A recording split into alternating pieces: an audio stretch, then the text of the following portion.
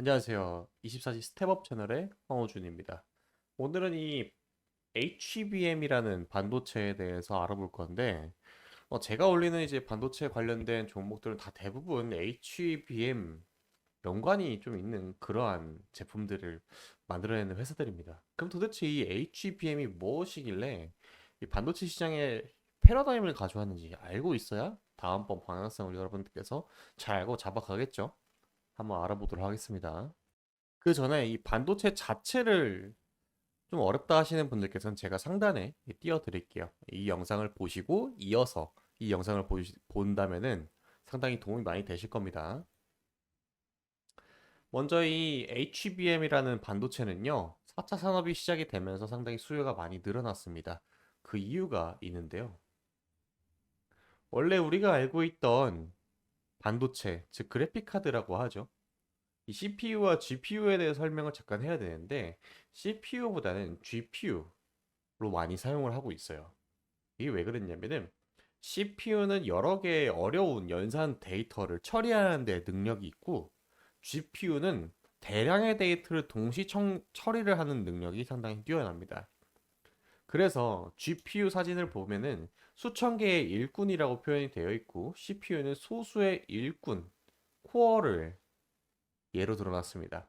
쉽게 생각해서 5 더하기 5 계산을 하는데 왼쪽 CPU는 교수님이 하는 거, 오른쪽은 7살짜리 어린아이가 하는 거랑 비교를 하는데요.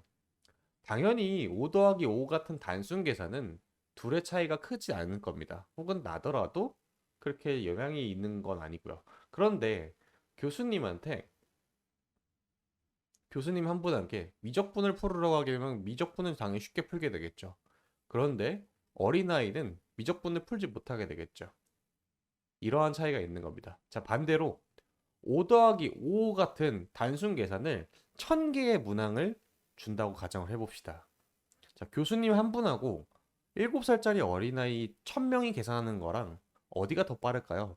당연히 GPU가 빠르겠죠. 그런 것처럼 오늘날에 와가지고 데이터 양이 워낙 방대하기 때문에 나온 대안이 이 GPU라는 그래픽 저장 장치를 쓰는 겁니다. 우리가 잘 알고 있는 이 그래픽 카드가 보통은 GPU라고 부르게 돼요. 그러면 이 GPU라는 게 도대체 무엇일까요? 그리고 이 대역폭이라는 단어가 계속해서 나옵니다. HBM은 고대역폭 메모리 반도체라고 불러요. 그럼 이 GPU가 무엇인지에 대해서 설명을 해보면은 단어 그 자체를 풀어보면은 띠대 그리고 구역역 폭자를 씁니다. 다시 말해서 큰 폭을 갖고 있는 이 그래픽 카드라고 생각을 하시면 되거든요. 실제로 이게 왜 그러냐면은 GPU가 있어요. 여기 기존의 이제 방식들은 GDDR이라고 부르는 이 여기 사이에 공간이 있죠. 이 공간이 상당히 영향을 많이 받습니다. 지금 이미지 사정으로 봤을 때는 되게 막 가까워 보이는데 실제로 나노 단위로 들어가게 되면 이 거리는 상당히 멀게 느껴지게 되겠죠. 자, 그래서 기존의 데이터 처리를 할 때는 GPU로 처리를 했는데 이 거리가 너무 멀다 보니까 데이터 처리하는데 속도가 발생을 하게 되고 갭이 발생하게 됩니다. 그래서 선택을 한 게 HBM이라는 게 나왔어요. 실제로 SK 하이닉스의 HBM의 이미지를 보여주면은 이런 식으로 진행이 됩니다. 사진 속에 보여지는 것처럼 12개의 메모리 칩들을 하나로 쌓아요. 이런 식으로. 그럼 이게 하나하나 디램이 여기 달려 있죠? 아까 보였을 때는 GDDR이라는 게 이런 식으로 둘러싸고 있는 모습을 보여줬는데 SK 하이닉스에서는 쌓아버렸습니다, 위로. 그러면 어떻게 되겠어요? 멀리 갈 필요 없이 위아래로만 데이터를 송수신하게 되면은 그 데이터 처리하는데 속도 차이가 발생을 하지 않게 되겠죠. 그럼 더욱더 편한 처리 방식이 될 것이고 오류도 없고 속도도 따로 빠르고 심지어 물리적인 한계 또한 개선을 할 수가 있습니다. 위로 쌓았기 때문에 평면에 있는 반도체는 계속해서 올리기만 한다면은 안전하게 올리기만 한다면은 데이터의 용량 가치도 계속해서 올라갈 수밖에 없는 그러한 혁신적인 반도체라고 볼 수가 있어요. 그래서 그 둘의 차이점을 좀 보면은 HBM은 제가 아까 설명드린 걸 시각화한 건데 이런 식으로 오른쪽에 있는 것처럼 방석을 쌓은 것처럼 계속해서 올렸죠. 근데 반대쪽에 있는 기존의 반도체는 서로의 간극이 발생을 하게 되고 물리적 한계 또한 있게 됩니다. 실제로 용량 차이도 상당히 많이 나게 되죠. 처리 속도 또한 거의 4배에 가까운 수치가 있는 걸 보여줄 수 있습니다. 자, 연간 HBM 시장을 전망을 봐야 돼요. HBM이라는 걸 왜 자꾸 이제 뛰어들고 있느냐? 그 시장 자체가 워낙 크기 때문입니다. 지금 이제 추정치로 나와 있는데 사실 저 추정치보다 더 높아질 거라는 게 현재 시장의 전망입니다. 그럼 HBM에 대해서 가장 선두로 나가고 있는 거는 국내에는 SK하이닉스, 그 다음은 삼성전자가 있습니다. 여러분들께서도 이 소식을 너무 많이 접해가지고 잘 알고 계시겠지만은 HBM이라는 거는 삼성전자보다 SK하이닉스가 조금 더 치고 올라가는 그런 상황입니다. 전 세계적으로 반도체 시장의 규모를 보게 되면은 현재 우리가 잘하고 있는 분야는 메모리 반도체예요.